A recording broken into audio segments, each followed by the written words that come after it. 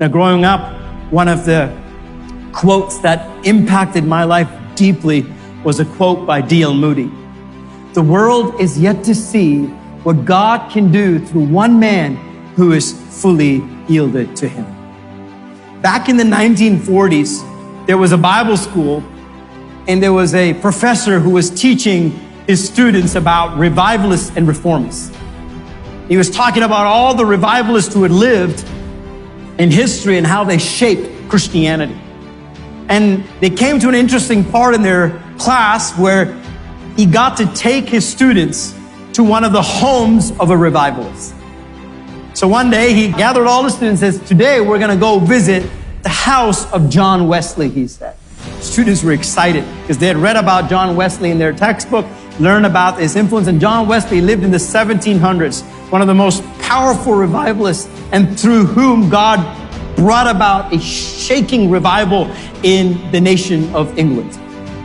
During John Wesley's time, thousands upon thousands of people came into the kingdom of God through his ministry. John Wesley was incredibly passionate to preach the gospel. He would wake up in the early morning before dawn at 4 o'clock, get on his horse, and he will ride that horse town after town, village after village, preaching the gospel all the way up till the nighttime. And by the time the day was over, he would have preached from 18 to 36 places in one day.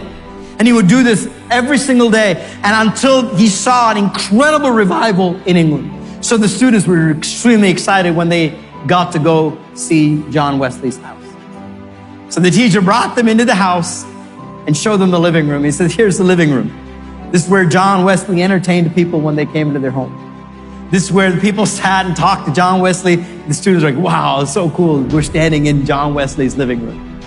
He said, come, let me show you. The next, he took them to the dining room and said, look, this is where John Wesley sat every morning.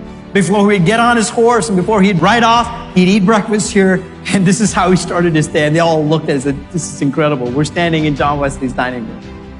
Then he said, come on, I'll take you to his prayer room. And he took them to the prayer room. And the students stood there in awe as they looked at a wall filled with books, different theological books that John Wesley would study, and his table and chair which he would sit and prepare his sermons. And they're like, oh, it's incredible to stand in John Wesley's study. And then the professor said, I'll take you to another room, come on. He took him to John Wesley's bedroom. It's a small room. All the students kind of squeezed around the bed and they stood there, and the teacher said, this is John Wesley's bedroom. After a long day, he'd come here and he'd rest. This is where he'd sleep. And as he was explaining it, one student stopped the teacher and said, sir, what's that on the floor? I see 2 indents by the bed. And the teacher kind of chuckled and says, that's important, he said. He said, that's where John Wesley would wake up every morning and kneel down by his bed. And for hours, he would pray for the revival of England. Every morning, he'd wake up and he would kneel by the side of his bed and he would pray that God would visit the nation of England. And the students were awed because where he had knelt all those years had actually caused indentations on the floor. And there was 2 little, indentation of knees where John Wesley would kneel every day.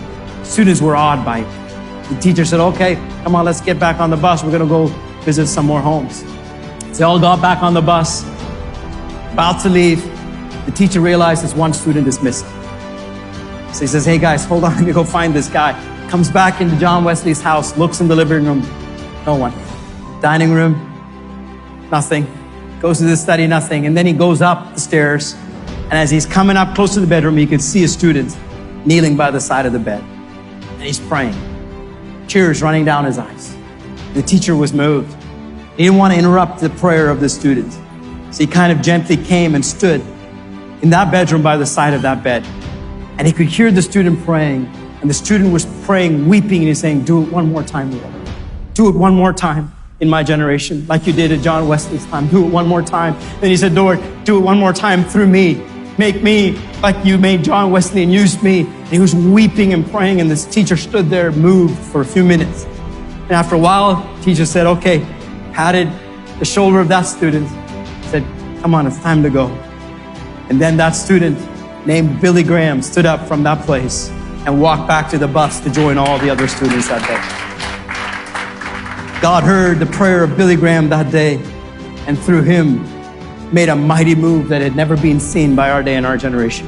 Thousands upon thousands of people who came into the kingdom of God because one man knelt down and said, Lord, do it through me, do it again. And I'm telling you, my friend, unless the church comes to that place of just that yearning and says, Lord, may our lives not be lived for ourselves and for our own pleasures, but please extend our territory, extend the influence in our nation, that your kingdom would be built through whatever we do, whatever is in our hands, let it be used for the extension of the kingdom. The 1.4 billion people in our nation who are lost, who still need Christ, may I be that person. May I be that person through whom the gospel is preached. May I be that person who made myself available to the purposes of God, that I lived in my day and my generation. Let it not be said that I went down silently and did nothing for God, but let it be said that I was part of a generation that stood up and said, I am not going down silent. Come what may, I'm going to make my life matter. I'm going to make my life count for the kingdom of God. I have only one life to live, and I'm going to give it to the kingdom of God and for the purpose of God,